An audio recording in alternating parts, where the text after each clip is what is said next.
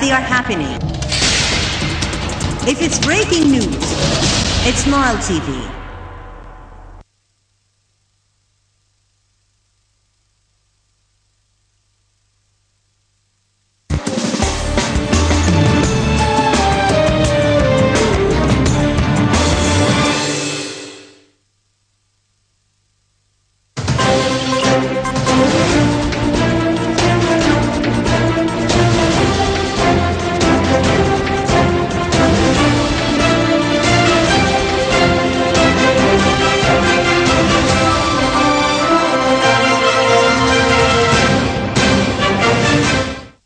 Hello, RD viewers, and welcome to Panorama News. In the coming 45 minutes, we'll be bringing you the latest in the world of politics, economy, and sports. You are in the company of Mahisti Rabia, and I would like to say hello to my dear colleague Shireen Adil. Shireen. Good afternoon, Mahisti, and good afternoon, dear viewers. Now we'll start with a look at the headlines.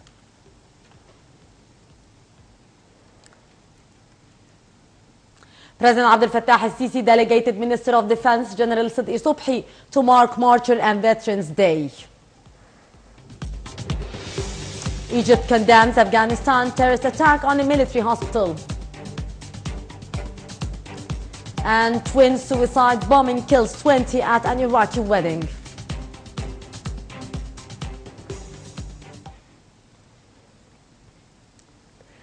President Abdel Fattah al-Sisi delegated Minister of Defense General Sidqi Subhi on Thursday to lay a wreath of flowers of the tomb of the unknown soldiers in Nasr City. Marking Martyr and Veterans Day, March 9th commemorates the martyrdom of General Abdel Munaim Riyad, the late Chief of Staff of the Armed Forces. Riyad was killed on the Egyptian front on March 9th, 1969 during the War of Attrition against Israel. Egypt also commemorates on this day the anniversary of the martyrdom of each soldier who was killed on its land defending its territories.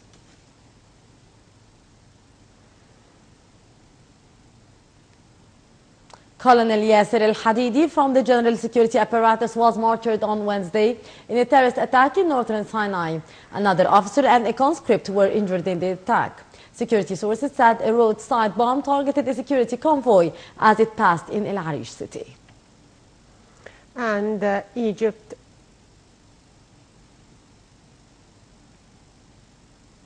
Egypt condemned on Thursday a terrorist attack on a hospital in Kabul that left 49 people killed and dozens wounded. A foreign ministry statement extended condolences to the families of the victims and expressed support for Afghanistan's people and government in the fight against terrorism.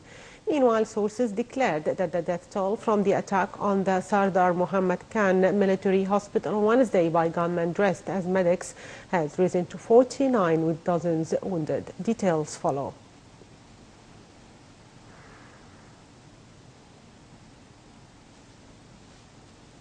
شايفة المونيتور؟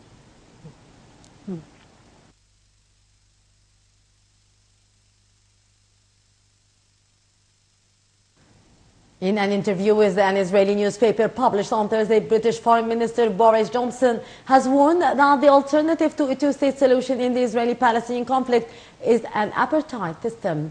Johnson had a 24-hour visit to Israel and the Palestinian territories Wednesday, in which he reaffirmed British support for Israel, but he criticized settlement building in the occupied West Bank. The two-state solution, meaning the creation of a Palestinian state existing in peace alongside Israel, is a key policy goal of the international community. In Ramallah on Wednesday, Johnson stressed that his government's policy was absolutely unchanged and they remain committed to the two-state solution. The international community considers continuing settlement growth in the West Bank a major obstacle to peace.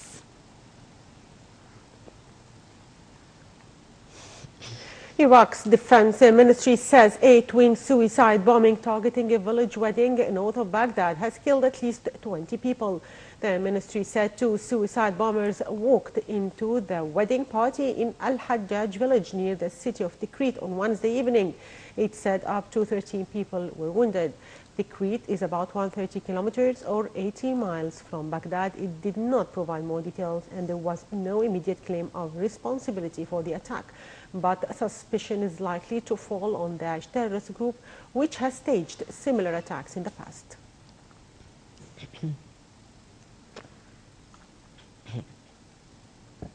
Airstrikes have been conducted by a U.S.-led coalition Thursday, killed 14 civilians, including 6 children, in a northern Syrian village held by the militant group.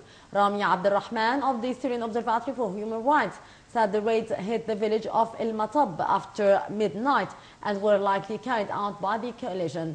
El Matab lies near a key road linking Raqqa to Deir Zur city, the capital of the adjacent Oil-rich province.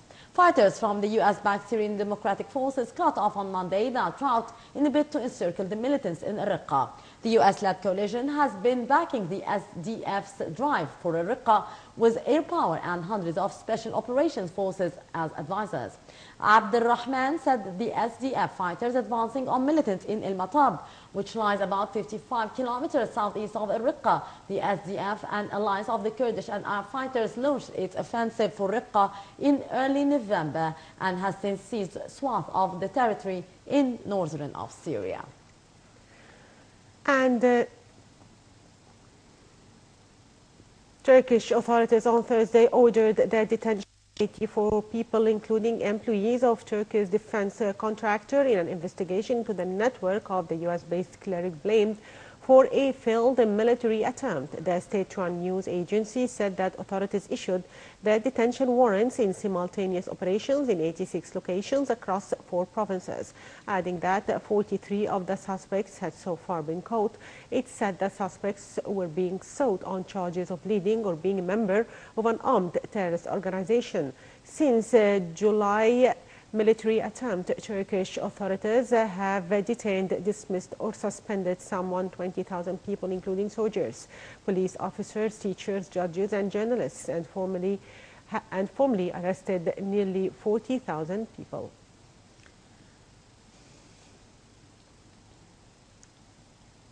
German Chancellor Angela Merkel on Thursday said that comments from Turkish President Recep Tayyip Erdogan and other Turkish officials accusing Berlin of Nazi practices could not be tolerated.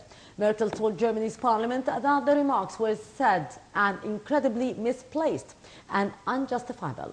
Erdogan made the comments on weekend after several German municipalities cancelled events in which Turkish cabinet ministers had planned to address rallies in Germany in support of a yes vote in national referendum on constitutional reform. The reforms would give Erdogan more powers. About 1.4 million people of the Turkish descent living in Germany are eligible to vote in the referendum. Meanwhile, President Tayyip Erdogan's spokesman said some European countries were working for the rejection of constitutional changes in Turkey's April referendum and voiced concern about what it called rising racism in Europe.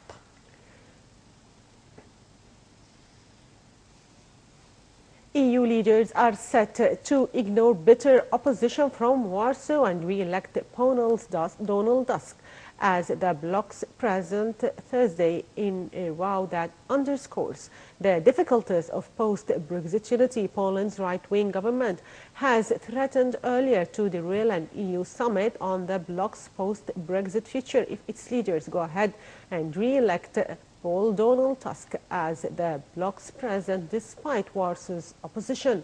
A summit that was meant to focus on plans for the future after Britain leaves has instead become mired in a Polish political drama with wider implications for looming East-West splits in the European Union.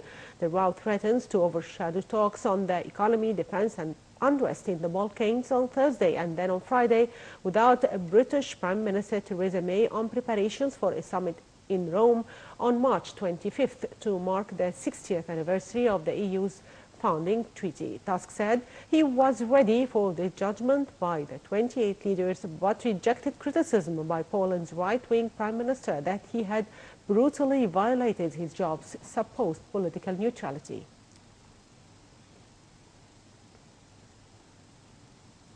The new poll Thursday showed centrist candidate Emmanuel Macron for first time beating the far-right's Marine Le Pen in the initial round of the French presidential elections next month.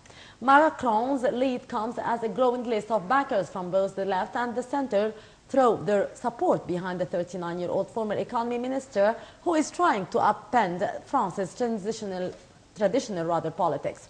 The Harris Interactive poll showed Macron taking 26% of the vote on the 23rd of April, compared to 25% for the National Front leader Le Pen, who had long been leading in the first round. In a boost to his campaign on Wednesday, Macron won the backing of the socialist former Paris mayor Bertrand Delanoë, who called him a reformist, a European and a realist. 2 Malaysian employees of the UN's World Food Programme who were stranded in North Korea because of a travel ban have left the country. 9 other Malaysians are believed to still be stuck there after the two countries' diplomatic relations broke down over the killing of estranged sibling of North Korea's leaders. More details in this report. The UN's World Food Programme said 2 of its Malaysian staff left North Korea Thursday after Kuala Lumpur and Pyongyang banned each other's citizens from leaving their countries in a row over the murder of Kim Jong-nam. The UN agency said in a statement that WFP confirms that 2 WFP staff of Malaysian nationality have left Korea and arrived in Beijing. North Korea and Malaysia Tuesday banned each other's citizens from leaving their countries, with Kuala Lumpur saying its nationals were effectively being held hostage. Pyongyang and Kuala Lumpur had usually strong links for years, but ties have rapidly deteriorated in the weeks since 2 women who have been charged with murder whipped a deadly chemical on Kim's face. Malaysia's Prime Minister Najib Razak on Wednesday ruled out severing ties with North Korea and said his government would seek to negotiate to secure the release of Malaysian citizens in North Korea. The Malaysian Foreign Ministry said 11 of its citizens were currently in North Korea, 3 embassy staff, 6 family members and 2 who work for the UN's World Food Programme. An outspy revealed that VX nerve agent, a substance so dangerous it is classed as a weapon of mass destruction by the UN, was used to kill Kim. The diplomatic dispute erupted last month when police rejected North Korean diplomats' demands to hand over Kim's body. The North Korea had never confirmed the identity of the dead man, but has denounced the Malaysian investigation as an attempt to smear it. Kuala Lumpur announced the expulsion of the North's ambassador over the weekend, and Pyongyang retaliated the kind.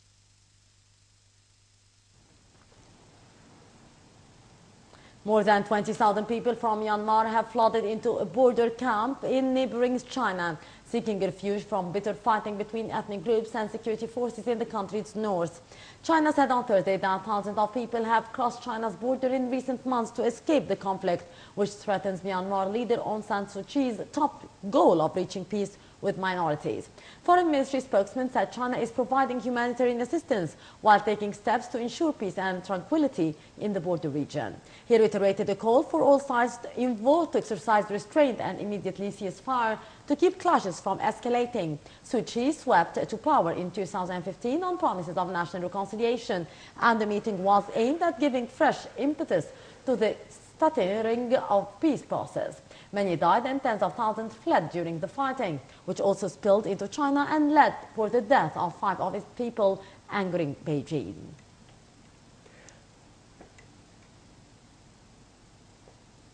Hawaii has become the first state to file a lawsuit against President Donald Trump's revised travel ban, saying the order will harm its Muslim population, tourism and foreign students. Attorneys for the state filed the lawsuit against the U.S. government Wednesday in federal court in Honolulu. The state had previously sued over Trump's initial travel ban, but that lawsuit was put on hold while other cases played out across the country. Hawaii gave notice Tuesday night that it intended to file an amended lawsuit to cover the new ban, which plans to go into effect on the 16th of March. The revised executive order bars new visas for people from 6 predominantly Muslim countries and temporarily shuts down the U.S. refugee program. It does not apply to travelers who already have visas. The move came after a federal judge in Honolulu said earlier Wednesday that Hawaii can move forward with the lawsuit. U.S. District Judge Derek Watson granted the state's request to continue with the case and set a hearing for March, the day before Trump's order is due to go into effect.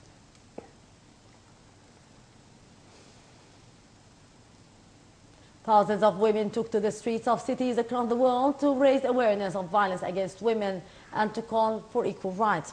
The marches on Wednesday coincided with the world marking the International Women's Day. The details. Women protested around the world on Wednesday for equal rights, and in the United States against President Donald Trump, with many Americans skipping work or boycotting stores to demand economic fairness on International Women's Day. American women seized upon the momentum of the Women's March on Washington on January 21st, the day after Trump's inauguration, once again denouncing his policies. Dubbed a day without a woman in the United States, the nationwide events were modeled in part after pro-immigrant demonstrations on February 16th, the latest in a series of anti-Trump protests since his November 8th election. Rallies were also held in numerous U.S. cities, including Washington, where demonstrators gathered at the U.S. Labor Department. Nearly 1,000 women converged outside Los Angeles City Hall, many of them critical of the Republican-backed health care bill that would negatively affect women's rights. Events large and small were held in cities around the world. Across the Texas border, women demonstrations in solemn remembrance of the hundreds of women who gave gun, missing or were murdered there in recent years. In Georgia, women performed glass ceiling, simulating being trapped by the barely visible barrier that stands between women and workplace equality. They banged drums in Kiev, Ukraine, and played soccer in Nairobi, Kenya. In Sana'a, capital of war-torn Yemen, women dressed in niqabs held up a sign reading, "You keep silent while our children die."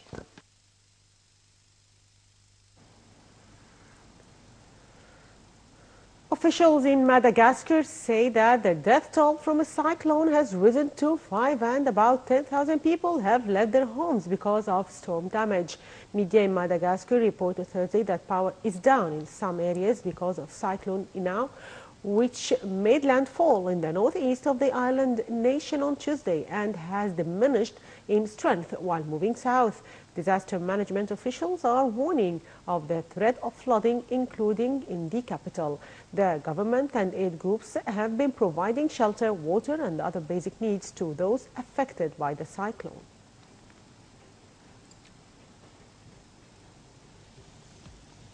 And with that, our dear viewers, we come to the end of the political segment in our Panorama News. Now is a look at the latest in the world of business and finance, and we'll start with a look at the headlines.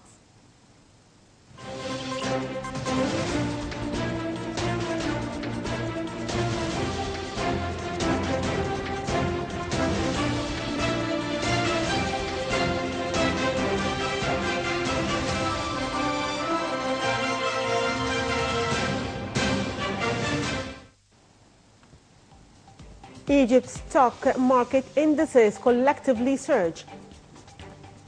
UK's Hammond hits self-employed with tax hike. China says producer prices jump 7.8% in February.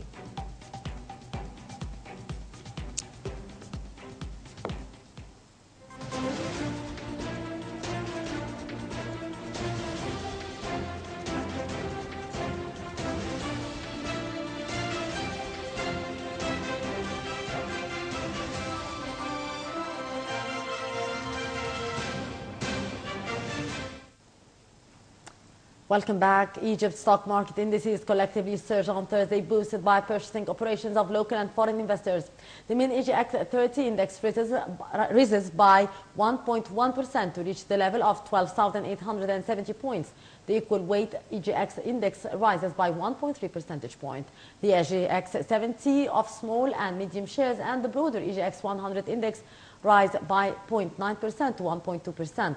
The telecommunication sector dominates more than 32% of the total volume of the day's trading.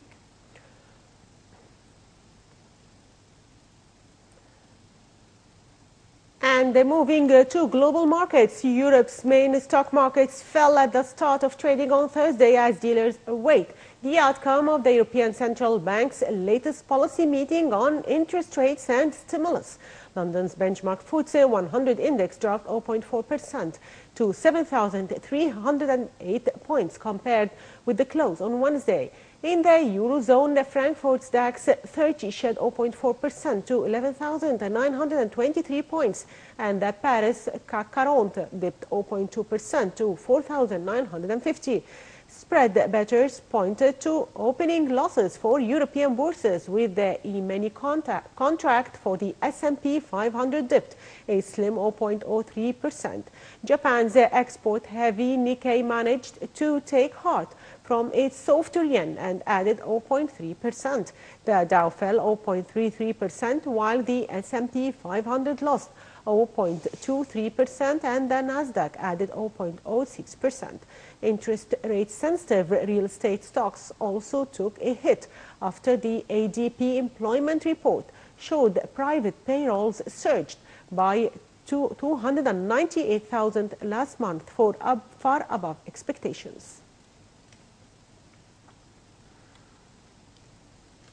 The dollar stood tall on higher U.S. Treasury yields on Thursday after a surge in the U.S. private sector jobs in February cemented expectations that the Federal Reserve will raise interest rates next week. The dollar index, which measures the greenback against 6 major peers, was last up 0.1% at 102.13. The 10-year U.S. Treasury noted yield hit 2.58%, a level last seen on the 20th of December. It last stood at 2.56%. The dollar was last up 0.1% at 114.4 yen. The greenback was helped by widening U.S.-Japan interest rate differences, and it had risen as high as 114.7 yen on Wednesday, not far from two-week high of 114.95 touched on the 15th of February. The euro last stood at 1.0537 US dollars, wallowing near a one-week low of 1.053 US dollars. The ECB is expected to keep its ultra-loose monetary policy on hold, despite rising inflation of the pressure.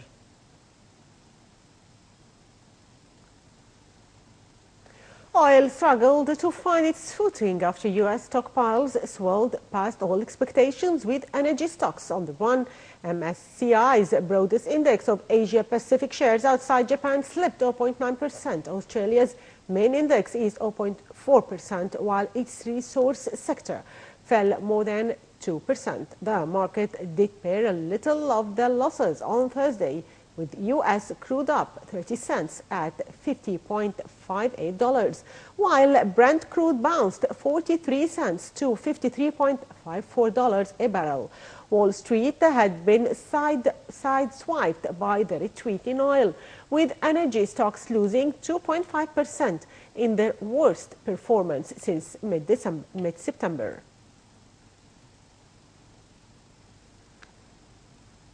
Britain's economy will grow far stronger than expected this year. Finance Minister Philip Hammond said in a budget update as the government prepares to trigger Brexit, with UK activity performing better than expected following its shock on the 23rd of June referendum in favour of the Brexit. Hammond predicted gross domestic product growth would come in at 2% this year, much higher than the government's previous 1.4% GDP forecast. The details. British Finance Minister Philip Hammond announced a hike in tax rates for the self-employed in his first budget, coming under fire for breaking a pre-election pledge as he sought to raise revenue from a rapidly growing sector. A reduction in the tax-free allowance for dividends was also seen as a way of raising more revenue from those in self-employment, a growing part of the workforce that has helped drive Britain's recovery from the financial crisis a decade ago. As the incomes of the self-employed have been less taxed than those of employees, some praise the government for making the system more fair. But Hammond's decision to increase national insurance contributions for them was also criticized for breaking a 2015 election pledge by his Conservative Party. Domestic media focus on that issue threatened to overshadow his broader message of preparing the economy and public finances to weather any turbulence caused by Britain's exit from the European Union, a formal start to which is expected this month. Hammond said Class 4 national insurance contributions for the self-employed paid by those with profits of £860 or more a year would increase by 1% to 10% from April 2018, followed by a further 1% rise in April 2019.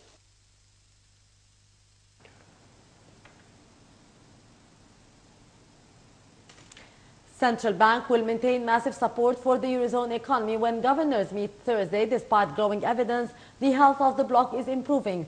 Inflation is close to the bank's target, lending support to critics' calls for the ECB to raise historic low interest rates and wind down its tens of billions of euros per month in government and corporate bond purchases. Policies designed to boost growth and thereby inflation are no longer needed, opponents argue, and could be harmful if not revised. The ECB policymakers counter that the jump in Eurozone prices since December is a temporary effect of the increased energy prices. The ECB launched its quantitative easing mass bond buying program in early 2015 after a scare over deflation, a self-sustaining downward trend in prices and wages. Inflation in the single currency area stood at 2% in February. Eurostat figures showed that last week, the first time since 2013. It had outstripped the ECB's mandate of close to but below 2%.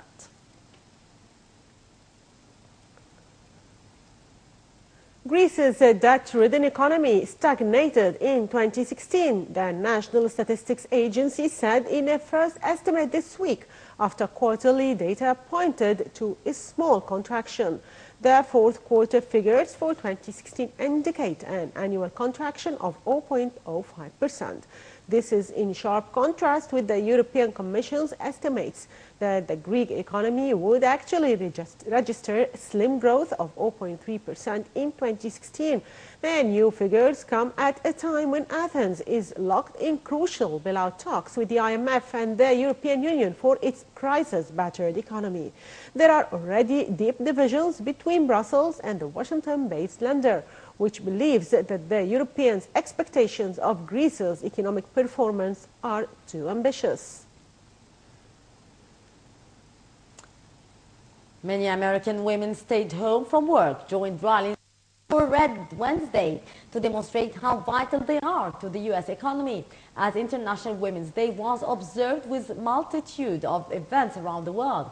The Day Without a Woman protest was put together by organizers of the vast women's marches that drew more than 1 million Americans the day after President Donald Trump's inauguration. The turnout on the street this time was much smaller in many places, with crowds often numbering in the hundreds. In a message, UN Secretary General Antonio Guterres said leadership positions are predominantly held by men, and outdated attitude and entrenched male chauvinism are widening with the economic gender gap. He said closing that gap would add 12 trillion US dollars to the global GDP by 2025. China's factory gate prices rose at the fastest pace in more than 8 years in February, fueling hopes that the country may export inflation to the global economy. According to the National Bureau of Statistics, the producer price index increased 7.8% year-on-year, marking the sixth straight month of rises and beating economists' expectations of a 7.7% jump. It was the fastest growth rate since September 2008 and marked an acceleration from the previous 5 months, raising hopes that the pickup in prices in the world's top trading nation could filter through to other economies. The on-year rise in producer prices is partly due to the comparison with a low figure last year, when prices saw a sharp decrease in February.